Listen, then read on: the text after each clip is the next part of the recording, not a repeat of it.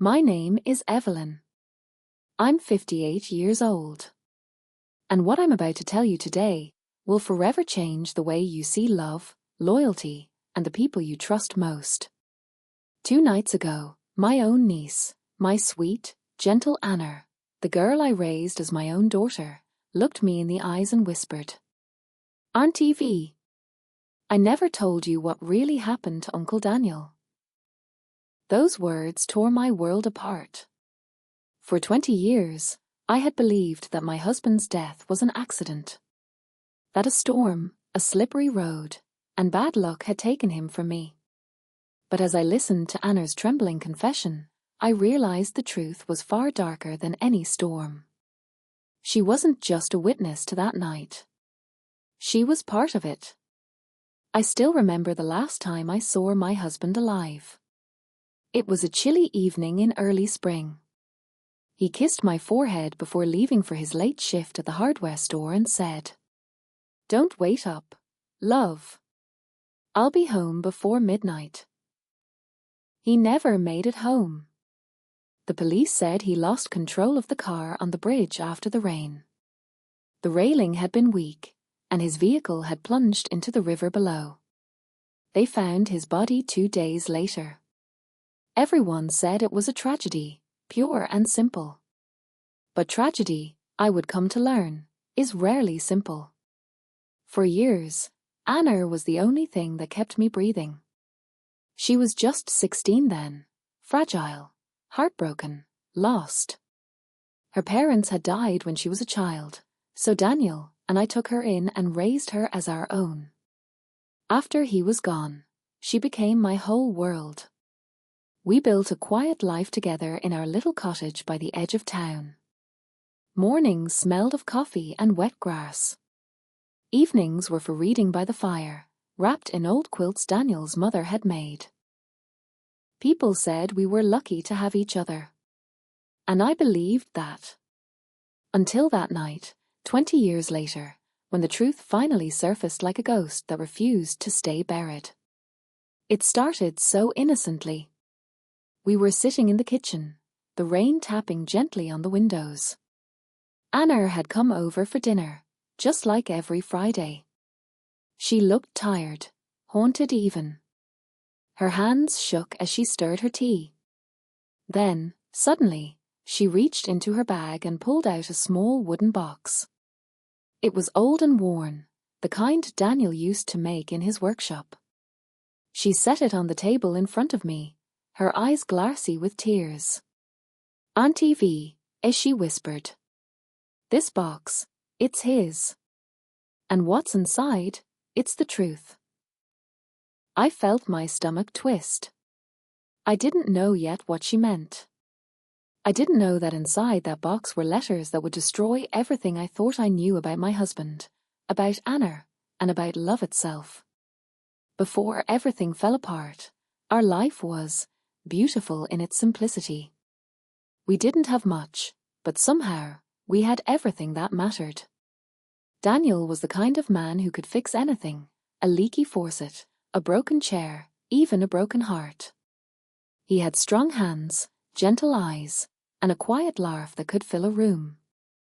Every morning, he'd whistle some old tune while making breakfast, his hair still messy from sleep.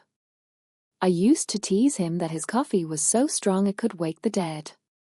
He'd wink and say, "That's the point, sweetheart." We lived in a small cottage at the end of Maple Lane, where the trees bent toward each other like old friends sharing secrets. I worked at the library just down the street, a tiny place with crooked shelves and the comforting smell of paper and dust. Daniel had his workshop behind the house, always smelling of cedar and varnish. That's where he'd spend his weekends, carving music boxes, picture frames, and once, a little cradle he said was for a someday. But that someday never came. Anna came into our lives long before tragedy did. She was only 7 when her parents, Daniel's younger brother and his wife, died in a house fire. The day we brought her home, she clung to me like a frightened bird, refusing to let go. I remember sitting with her by the fireplace, brushing her hair and whispering, "You're safe now, my love. You're home." From that moment, she was ours. Daniel adored her. He built her a little bookshelf shaped like a castle and carved her name on the side. Every night, he'd read her bedtime stories, not the ones about princesses and dragons, but stories about brave girls who saved themselves. He always said, "Our Anna doesn't need a prince. She just needs courage." She grew up happy, curious, full of laughter. When she turned 16, Daniel gave her a key on a silver chain. "This is the key to my workshop," he told her. "Whenever you need peace, you can come here. Just promise you'll never keep secrets inside these walls." I remember the way she smiled, soft, shy, grateful. And I remember how proud Daniel looked, like he was giving her the world. Back then, our home was filled with light, morning sunlight on the curtains, music from the radio, the scent of apple pie cooling by the window. I thought nothing could ever change that. I thought love was enough to keep the world kind. But I was wrong. The first shadow crept in the year Daniel died. After his funeral, Anna became quiet. She'd sit for hours by the river where his car had gone off the bridge. Sometimes she came home shivering, her eyes red and empty. When I tried to comfort her, she'd just say, "It wasn't supposed to happen like that." I thought it was grief talking. I thought she was mourning him like I was. So I didn't press. Maybe if I had, things would have been different. Years passed. Anna grew into a strong young woman, beautiful, capable, and calm. She became a teacher, moved into her own apartment, and visited every weekend. We laughed, we cooked, we remembered Daniel with love, never with bitterness. Life seemed to heal itself little by little, like a wound closing in silence. Until that night, when the past clawed its way back to the surface. Because inside that little wooden box Anna brought me, the one that had Daniel's initials carved on the lid, were letters he had written during the last week of his life. Letters that were never mailed. Letters that revealed a truth Anna had buried for 20 years. I didn't open the box right away. For a while, I just stared at it, the smooth wood, the faint smell of varnish, the way my husband's initials, DH, were carved with his familiar care. It felt like holding his heartbeat in my hands. But Anna's face, pale, trembling, her eyes full of regret, haunted me. So that night, after she left, I lit a candle and slowly lifted the lid. Inside were 5 letters. Each one folded neatly, sealed with a piece of tape instead of an envelope. Daniel's handwriting, firm and even, stretched across the pages like a voice from another world. The first letter was addressed to me. "My dearest Evie, if you're reading this, something must have gone wrong. I need to tell you what's been happening before it's too late. I've tried to fix things, but I'm running out of time. Please, if anything happens to me, don't believe it was an accident." My heart began to pound so hard I could hear it echo in the quiet room. My hands shook as I turned the page. Daniel's words blurred through my tears. He wrote about the store, about money going missing, about someone he trusted who had been stealing from him. He said he didn't want to accuse anyone without proof, but that the truth was closer than I think. And then one line froze my blood. "If something happens to me, Evie, don't let Anna blame herself." Blame herself. Why would she blame herself? I read the second letter. It wasn't addressed to me, it was addressed to Anna. "Anna, sweetheart. I know what you did. And I know you didn't mean to hurt anyone. But lies have a way of growing roots. We'll fix this together, I promise. Just don't hide from me anymore." The words slipped through my fingers like cold water. I read them again, until the candle burned low and my tears blurred the ink. What had she done? Why would Daniel write something like that? And why had Anna hidden these letters for 20 years? The next morning, I called her. She didn't answer. By evening, she finally texted, "I need time. Please don't hate me." Hate her? She was the only family I had left. But deep down, something inside me cracked. For the first time in my life, I looked at the girl I had loved as a daughter and wondered what she was capable of. Over the next few days, I tried to go about life as usual. I worked in the garden, cleaned the house, pretended to read. But the letters wouldn't leave me alone. I began to notice things I had ignored for years: how Anna's hands would shake whenever Daniel's name came up, how she avoided the workshop in the backyard, how every year on the anniversary of his death she disappeared for hours with no explanation. And then I remembered something I hadn't thought of in years. A sound. The night Daniel died. A knock at the door around 10 p.m. When I opened it, no one was there, just rain, heavy and cold. But I had heard footsteps, running away into the dark. At the time, I told myself I imagined it. Now, I wasn't so sure. That night, I went out to the workshop, Daniel's old sanctuary. Dust covered everything. The smell of cedar still lingered faintly in the air. And in the corner, behind an old toolbox, I found something I had never noticed before: a hidden compartment built into the floorboards. Inside it was a second box. Smaller. Locked. And taped to the lid was a note, written in Daniel's handwriting. "If I'm gone, give this to the police." My breath caught in my throat. For years, this had been right beneath my feet, beneath the place where Anna once played, where Daniel once laughed. And I realized then, in a way that made my whole body tremble. Whatever had killed my husband hadn't been an accident. And the truth, the real, awful truth, had been buried right here, in our own backyard. I didn't sleep that night. Every creak of the house felt like a whisper from the past.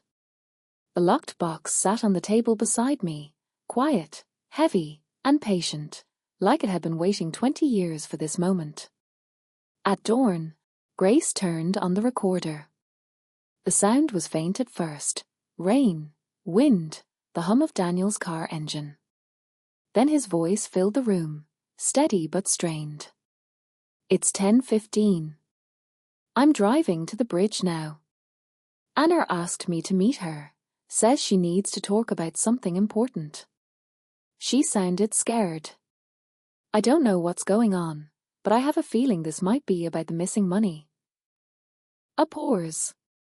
"If I don't come back. Evie, please forgive me for not seeing it sooner." Then there was a sound, faint but unmistakable, the slam of a car door, a shout, and then, tires screeching. The recording ended in static. My knees gave out. Grace caught me before I fell. All I could whisper was, he was meeting Anna that night.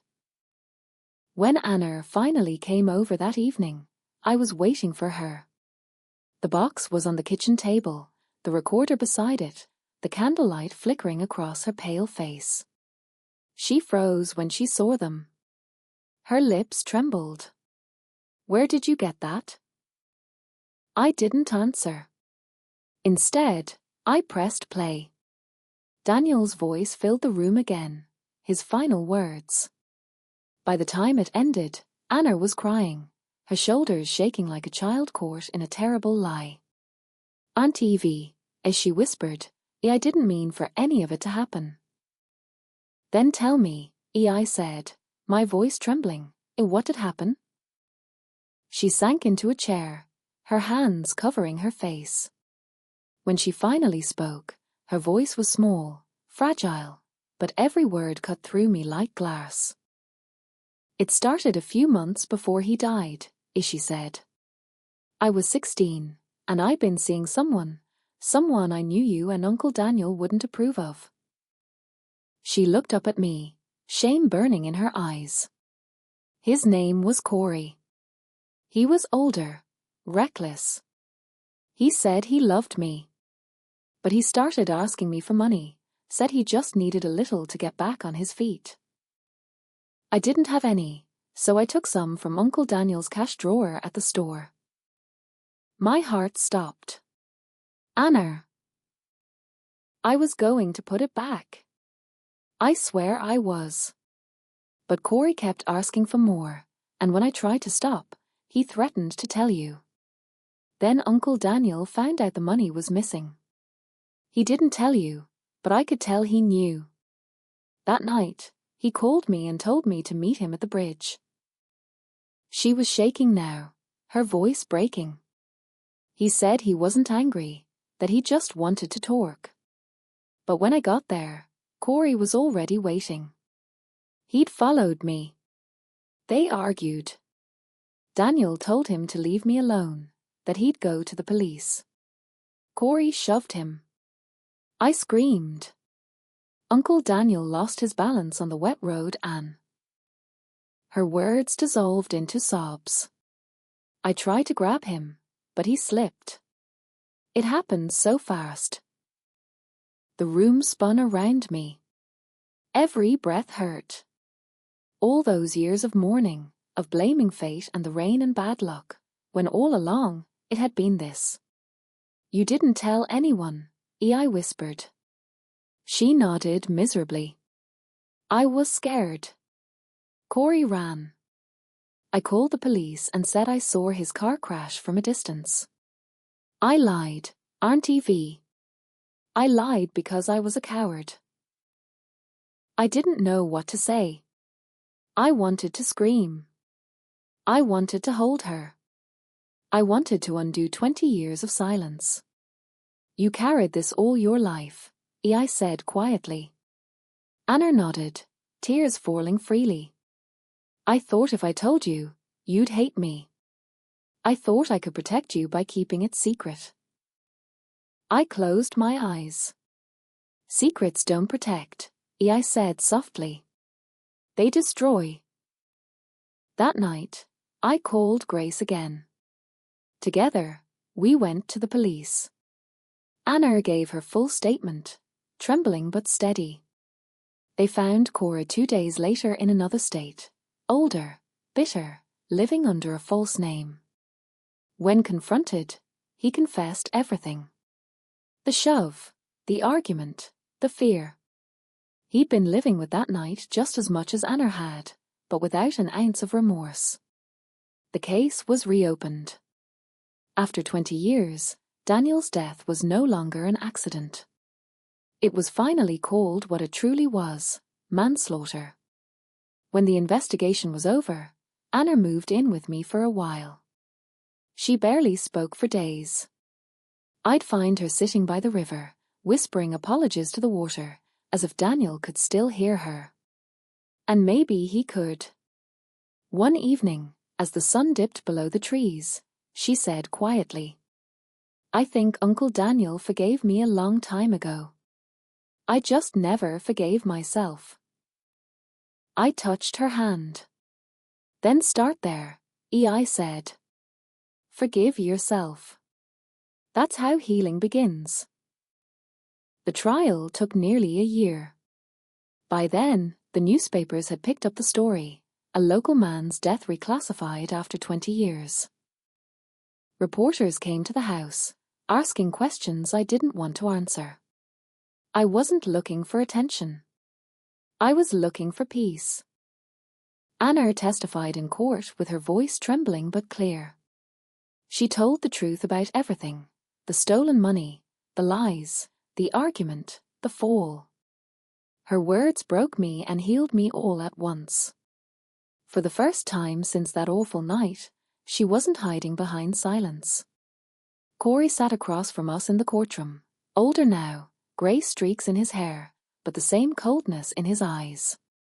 When the verdict was read, I didn't feel triumph. I just felt tired. The judge's voice echoed through the room. Guilty of manslaughter. 20 years without parole.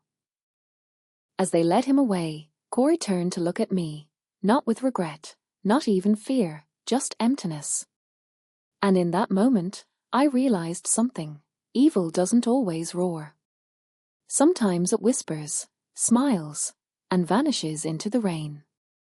After the trial, Anna and I went back to the cottage. The first thing she did was go to the river. She stood there for a long time, the wind tugging at her hair, the same spot where Daniel's car had gone under. Then, she reached into her coat and pulled out the little wooden box.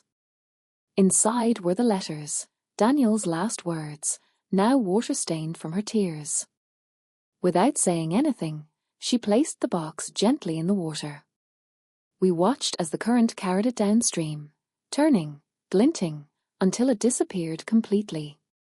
"He's free now," as she whispered. "No," I said softly. "We are." The weeks that followed were quiet. For the first time in years, the house felt light again. I reopened Daniel's workshop, cleaned the dust from his tools, and placed one of his old carvings, a little wooden dove, on the windowsill. Anna started teaching art at the elementary school, the same one I used to visit for reading programs.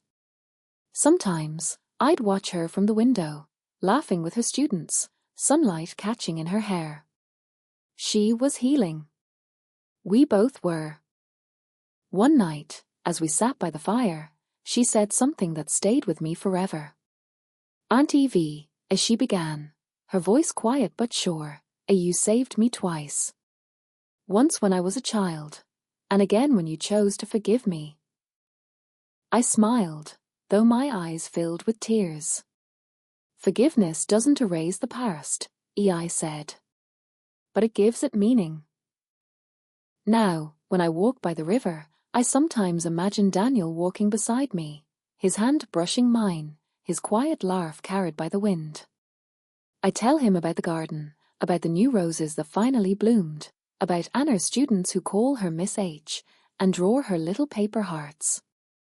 And sometimes, when the sun sets just right over the water, I swear I can see his reflection there, smiling, peaceful, whole. It took me 20 years to learn that truth doesn't destroy love. It purifies it. Because love, real love, survives the lies, the loss, and even the silence. It's what remains when everything else is gone. Thank you so much for your sweet support. I'm looking forward to your comments on the story. On the screen, you can see 2 new life stories that I highly recommend. There's so much more on my channel. Don't forget to subscribe. See you in the next life story with love and respect.